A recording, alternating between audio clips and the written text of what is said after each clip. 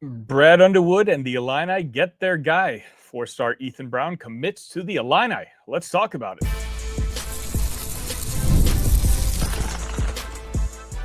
You are Locked On Illini, your daily podcast on the Illinois Fighting Illini. Part of the Locked On Podcast Network, your team every day.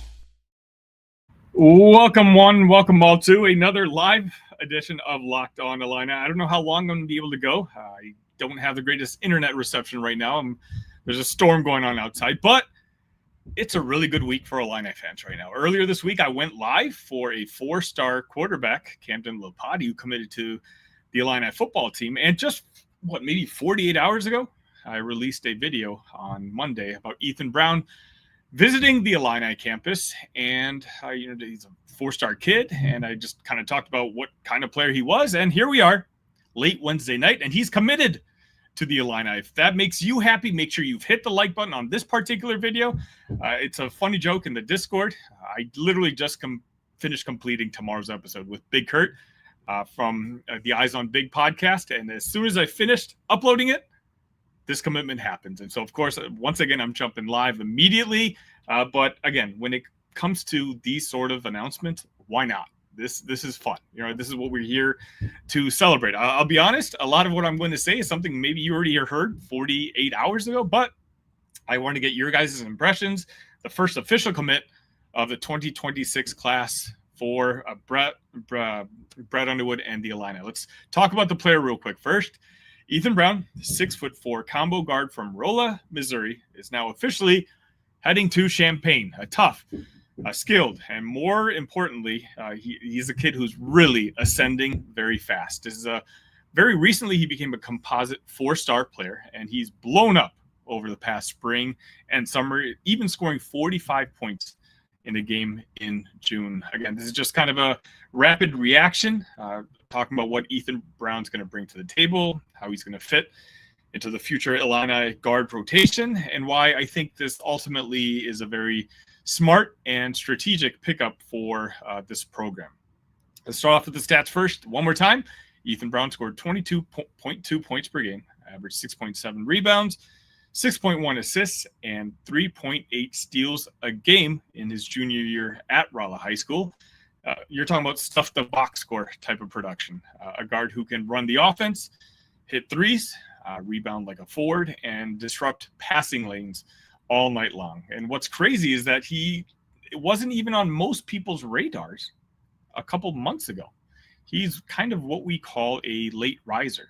As I mentioned, he just earned his four-star.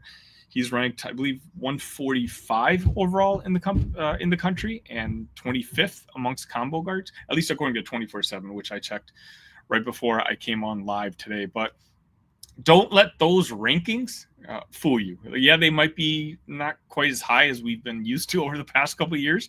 And sure, Brad Underwood has spoiled us a little bit. But trust me when I say Ethan Brown's trajectory is absolutely still climbing. So you might want to ask, again, the official visit happened. It just was completed. How did this happen? Illinois assistant Tyler Underwood and Zach Hammer were the ones who led the charge. On this recruitment, they identified Brown as a high IQ playmaker who fits Illinois' style. And quite honestly, Ethan Brown felt that too. He said after his visit, they like my IQ, how I play, and how I'm not trying to force anything. They think my style fits the way they play. Sounds like it could be coach speak, but to me, it just sounds like a kid who knows who he is and he knows where he's going to fit. Brown also said, I'll always have confidence in myself. And if I can keep working on that, I can play anywhere in the country. Again, you want that internal belief from your potential, as I just called him, a future point guard on this Illini team. So talking about a scouting report, what does Ethan Brown actually bring to the floor? 3-level score, deep range, polished, mid-range pull-up. He can create off the bounce and shoot off the catch. And he's not really afraid to get contact at the rim. If you look at his tape, as I did over the weekend on YouTube, it's not flashy. It doesn't jump out at you. And sure, we've had recruits lately over the last couple of years who jump out at you a little bit more. But if you look more so at the intangibles, that Ethan might be able to provide. I think you can kind of get a glimpse of what it is that Tyler and Zach in particular really liked about Brown. Brown averaged nearly 7 boards a game, and again, almost 4 steals per game. He's not just a finesse scorer. He competes. One scout compared him to Christian Braun, I read online, the same Christian Braun who helped Kansas win a national title, and now I believe he plays for Denver in the NBA. Again, lofty comp, but stylistically, it kind of makes sense. Brown's not the flashiest guy on the court, but he gets results. He plays with pace, and he fills every column in the box score. But more importantly, what you guys might be most interested in is talking about the Illinois backcourt picture. Obviously, for next season, Illinois will roll out Colin Boswell as a senior, and potentially, hopefully, Mihailo Petrovic, depending on how quickly he can get onto campus. But by the time Ethan Brown arrives, Boswell will be gone. And Petrovic, who knows? None of us know. At this point, everything is just speculation. That means that Brown comes in and he'll likely compete with possibly Wagler, maybe Brandon Lee, and whoever else Illinois ends up bringing in the transfer portal for that point guard spot. And who knows, with the right kind of development, Ethan might end up winning that battle. I think you can kind of expect him to follow Wagler when it comes to that arc.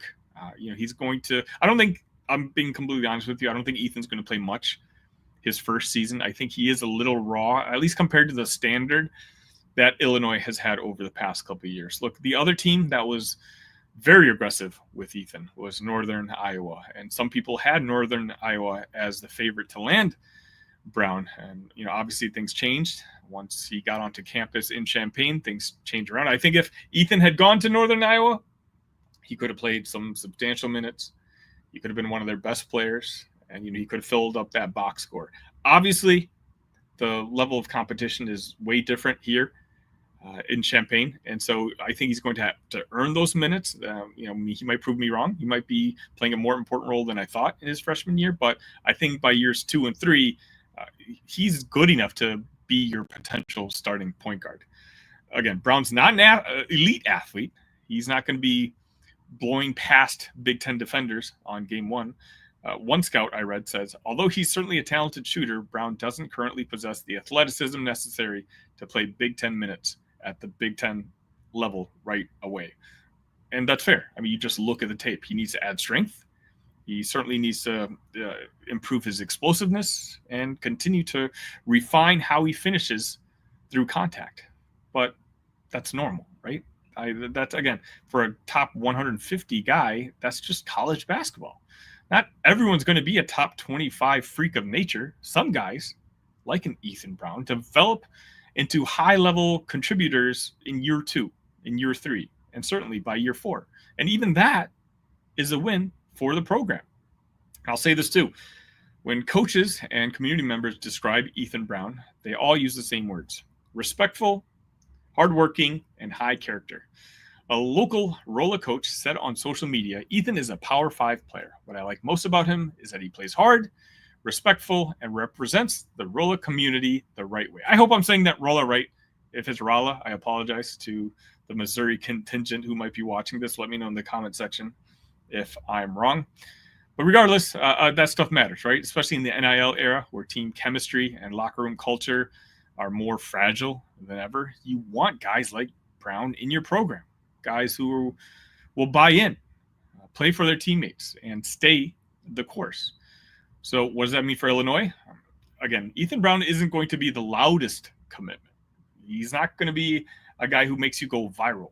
But I think if you watch the tape and if you know ball, I think this is going to be a very strong pickup for the Illini. He gives the Illini a floor general for the future, a leader in training, a two-way guard with real upside. Brad Underwood and the staff are clearly betting on fit, feel, and long-term development. And Ethan Brown checks all of those boxes. It's not the sexiest pickup, but I think it's a really smart one. And I think this is going to be how you ultimately build a roster. Again, don't judge this recruitment on the teams that you were recruiting against. Okay, when I say Northern Iowa, you guys may not be all that excited saying, is this where we're at? If anything, pay attention to how this recruitment moves forward. I don't know the type of kid Ethan is. I've never spoken to him, but maybe he's the guy who, I would assume so, just shuts down conversations with all other teams. But pay attention to the kind of scholarship offers that are going to be jumping his way this fall and this winter. I think you're going to be hearing a lot of notable names, teams that we're constantly competing with. Again, it's a late riser. It's this past summer where he's really been putting up real numbers. I think as long as you look at it from that aspect and moving forward, I think you're really going to like this pickup. I'll get to some of your thoughts right after this.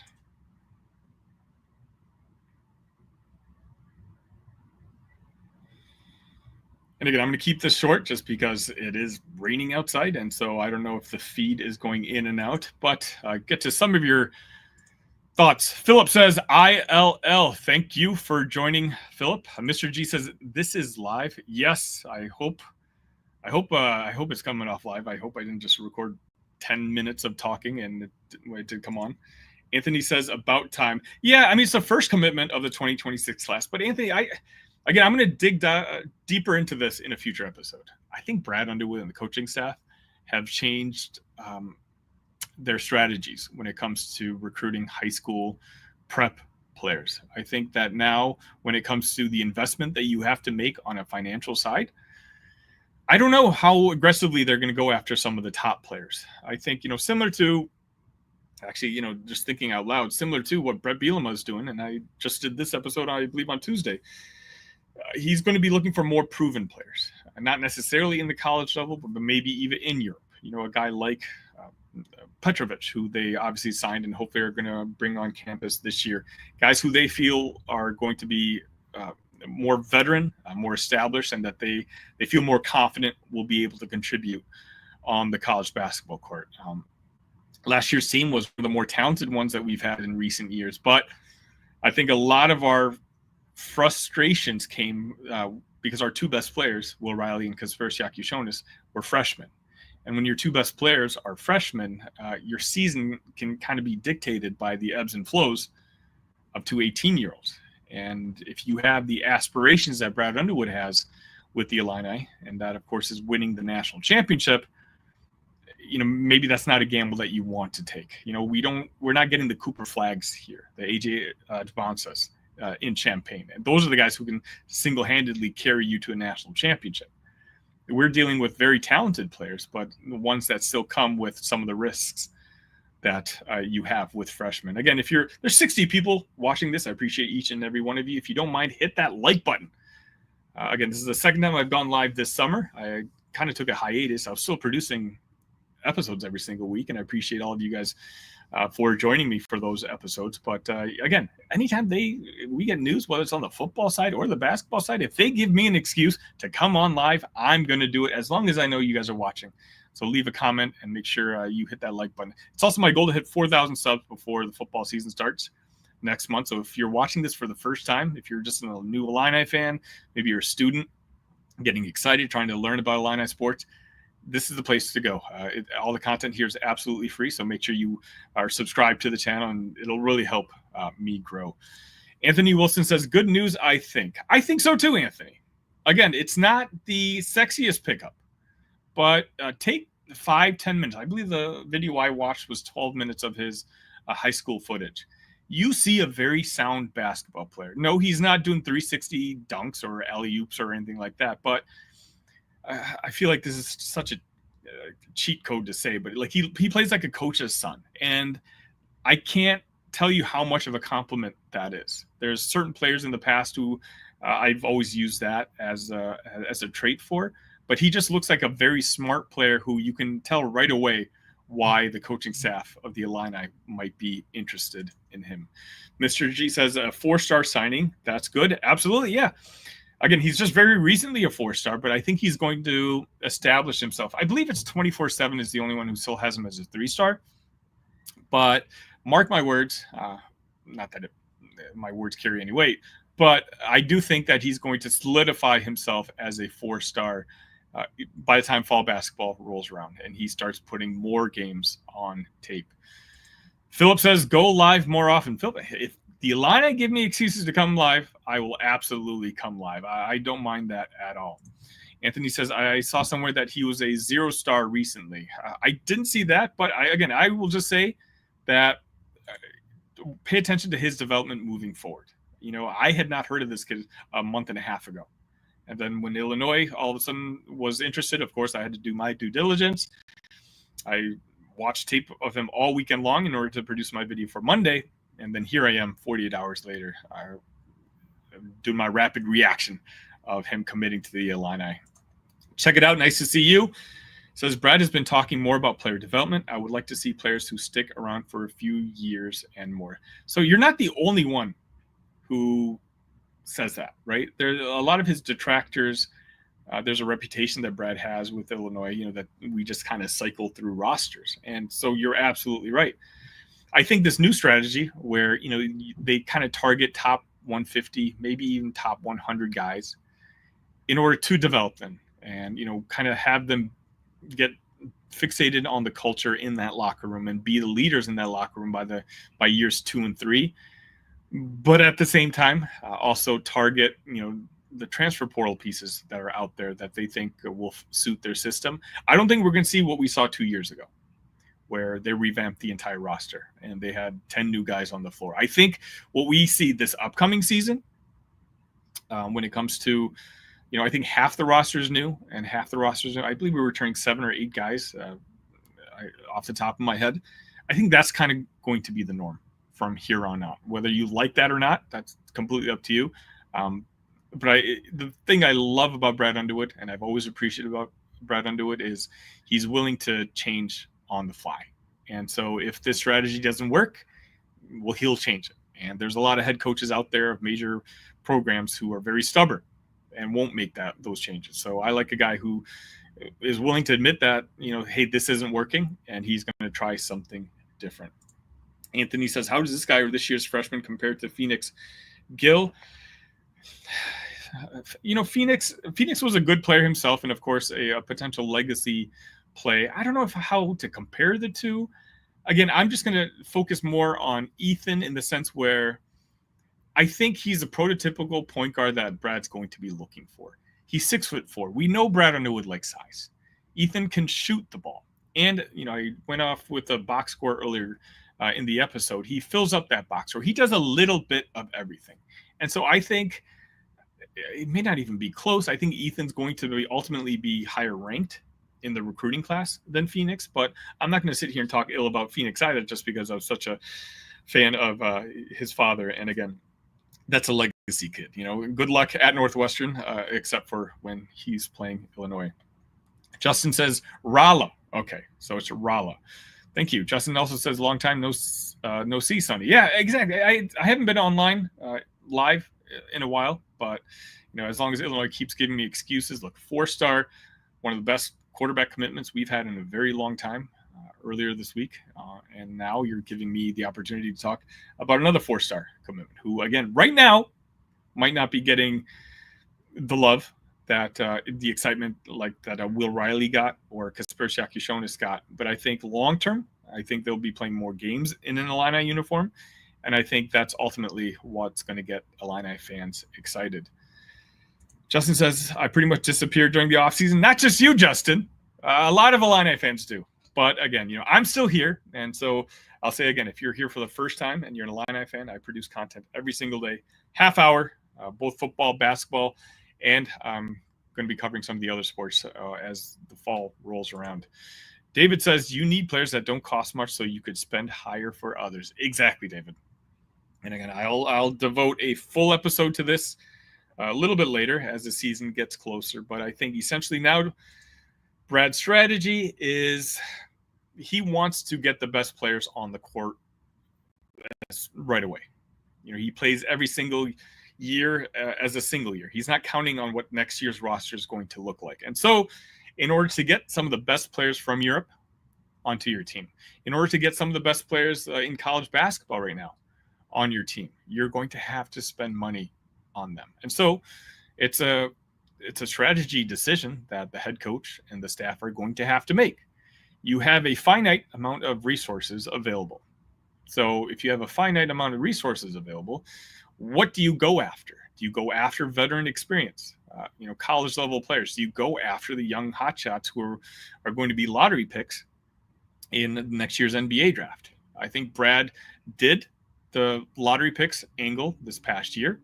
Will Riley, Kaspersiak, showing us moving forward, those type of players are going to cost you a substantial amount of money. And as I mentioned, because I think that you're going to have, again, not the roster turnover of 2 years ago, but at the same time, this isn't going to be like, Purdue, who almost solely focus on prep recruiting. Because you're going to be replacing, let's just say 5 or 6 guys every offseason, you have to decide that, hey, are you going to use your resources on those top 10 players and only have them for a year?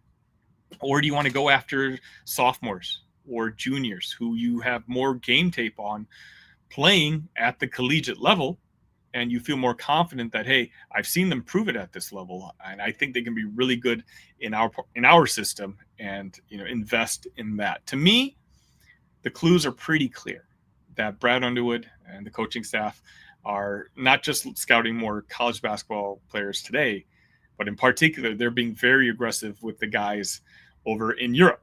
You see David Mirkovic, you see Mihailo Petrovic, and the pipeline that they're building. Shout out Jeff Alexander, who's done a fantastic job building that pipeline, and having those type of players coming to Illinois. But those type of players, well, they're not cheap. And so it's a simple matter of, what's more important to you. I think Brad's going to go with the more experienced route as of now. I'm okay with it. We never know. The college basketball and college football landscape is always changing, especially on the financial aspect. You have the government sometimes involved. So it's like, that's going to be changing year to year. So who knows? I might change my mind 6 months from now. Don't hold me to that. But okay, I'm going to wrap it up before all of a sudden my feed disrupts. And if you're watching this, I would really appreciate it. If you're not subscribed, please subscribe to the channel. That way you're not going to miss a thing. Again, I do this constantly whenever there's breaking news, especially during the season. A lot of you guys know I do these rapid reactions a lot. Make sure you like the video on your way out. I appreciate each and every one of you. Until next time, ILL. Love you guys.